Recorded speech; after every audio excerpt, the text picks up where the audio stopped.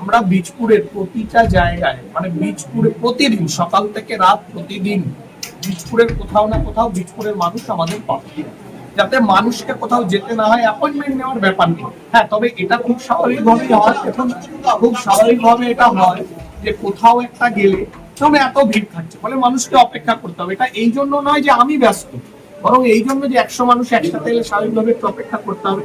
তো প্রতিটা অফিসে আমরা বসার ব্যবস্থা রেখেছি, কোনো অ্যাপয়েন্টমেন্টের ব্যাপার নেই, নাম লেখার ব্যাপার নেই।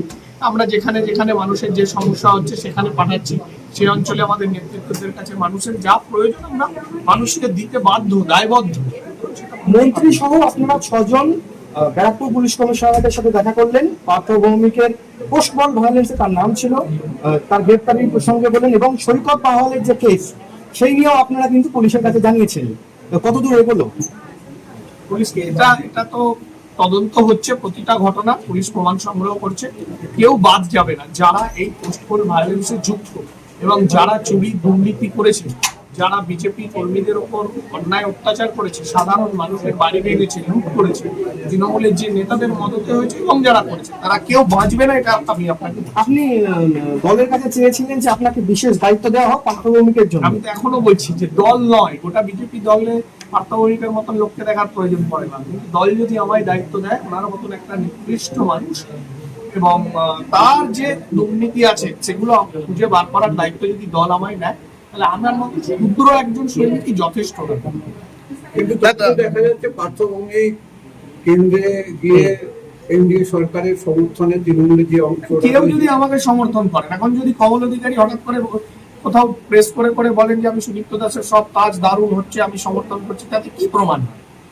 কেউ যদি আমাকে সমর্থন করেন, যদি আজকে সুবোধ অধিকারী বলেন যে না বিধায়ক বীজপুরের দারুণ কাজ করছে, খুব ভালো কাজ করছে, তাতে কি প্রমাণিত হয়? তাতে কিছু প্রমাণিত হয় না। আমি বলছি কি, প্রশ্নটা এখানে কেউ সমর্থন করতে পারে। এত জনসাধারণ বীজপুরবাসীরা প্রাক্তন কিন্তু বিধায়ককে এতটা কাছে পেত না যেভাবে আপনাকে পাচ্ছে। আমি কাছের মানুষ, তাই কাছে পাচ্ছে নতুন করে এরকম নয়, কাছের মানুষকেই তো তারা নির্বাচিত করেছে।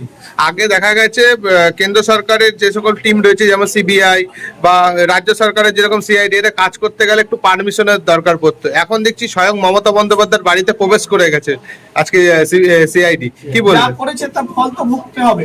এতদিন বেঙ্গল পুলিশ ওনাদের ডাকে সাড়া দেয়নি, মানে বেঙ্গল মানে পুলিশ আইনের শাসকের আইন চলতো, আর এখন আইনের শাসন চলছে। তাই পুলিশের কাছে যা যা সমস্ত কিছু আছে, যা দুর্নীতি হয়েছে, বেনিয়ম হয়েছে, পুলিশ তার সবটার তদন্ত করবে। এই প্রথম মুখ্যমন্ত্রী তিনি কিন্তু পুরো ফ্রি হ্যান্ড দিয়ে দিল সিআইডি কে, যে দল হোক বা যেই হোক, যে যারা দোষ করবে ওরা ইনভেস্টিগেশনে নেবে। হওয়া উচিত, শাসকের আইন নয়, আইনের শাসন চালু হওয়া উচিত, সে অনুযায়ী দল ব্যবস্থা নিচ্ছে। ভাগমরে পেট্রোল পাম্পের পাশে কিছুদিন বন্ধ ছিল, আবার কদিন ধরে দেখা যাচ্ছে প্রচন্ড মদের আসর বসছে ওই গলিটার মধ্যে, ফ্ল্যাটের পাশে মদের আসর বসছে। যদি বসা যায় পুলিশকে আমরা বলবো, এবং যাদের বসছে যারা, তাদেরকে আপনাদের মাধ্যমেও সতর্ক করছি, চোরের 7 দিন গৃহস্থের 1 দিন।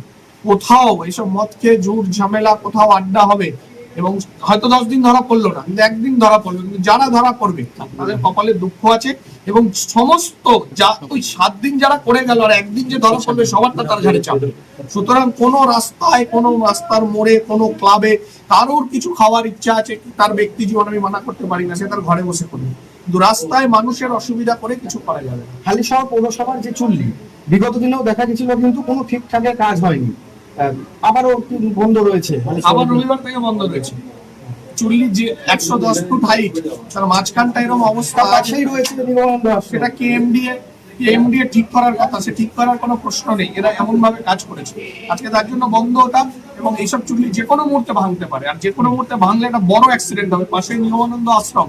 আমি বলছি যে এইগুলো কেএমডিএ ঠিক করার কথা, অথচ এই ব্যাপারে কোনো এতদিন ধরে এই যে হালিশহর পৌরসভা, বীজপুর বিধায়ক নজর দেওয়া শুরু করেছি না। এই কথাগুলো বলছি কি করে? কথাগুলো জেনেছি বলে তো বলছি, এবং আমরা দ্রুত এগুলোকে ঠিক করার ব্যবস্থা করছি। আমি একটা দাবি জানিয়েছিলেন রামপ্রসাদ খেলার মাঠের পাশে যে ওই ঠ্যাংওয়ালা মূর্তিটা বসানো, ওই গোবরওয়ালা, সেখানে যদি ওটা না করে রামপ্রসাদের কোনো একটা মূর্তি বসানো যেত তাহলে কি? খুব ভালো প্রস্তাব। আমরা ওই বিচ্ছিরি মূর্তিটা তো সরিয়ে দিয়েছি, আপনারা দেখবেন ওটা নেই, মানুষের দাবি মেনে। এবং সাধক রামপ্রসাদের, হালিশহরে রামপ্রসাদের মূর্তি থাকবে, এটাই স্বাভাবিক। আমরা তাড়াতাড়ি এই বিষয়ে আগের যে বিধায়ক তার কাছে সই করে চারতলায় গিয়েও কিন্তু দেখা পাওয়া যেত না। আর আজকে বিজেপি ক্ষমতায় আসার পর অলরেডি হালিশহরে একটা, বাগমোড়ে দুটো হয়ে গেল, আরো একটা হচ্ছে। কি মনে হচ্ছে আগামী দিনে মানুষের সাহায্য কি আরো বাড়বে, আরো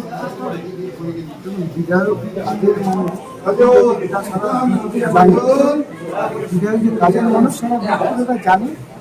আর রবীন্দ্রবার কি আগের বিধায়ক কি ছিল, কি আছে ছিল, সেটা দেখেছেন আপনারা। লোক পাওয়া যেত না, দেখা পাওয়া যেত না, দক্ষিণ যেতে হতো, গেট ভেঙে যেতে হতো।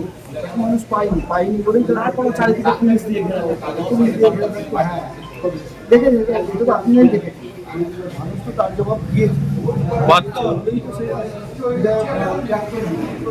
বর্তমানে যে বিধায়ক হয়েছে তাকে কিন্তু জেতার পর থেকেই দেখা যাচ্ছে মানুষরা কিন্তু ঘিরে ধরছে, মানুষদের কাছে রয়েছে। থেকেই মাঠে ঘাটে যেটার আগে থেকে মানুষের যেটার পরে নতুন কিছু না, এটা দেখতে হবে। সব জায়গায় বুঝবে, আর না বুঝতে পারলে কোনো সংসদীয় কাজ থাকলে প্রতিসভা যাওয়ার মতন পার্টিরই লোক। ঠিক আছে।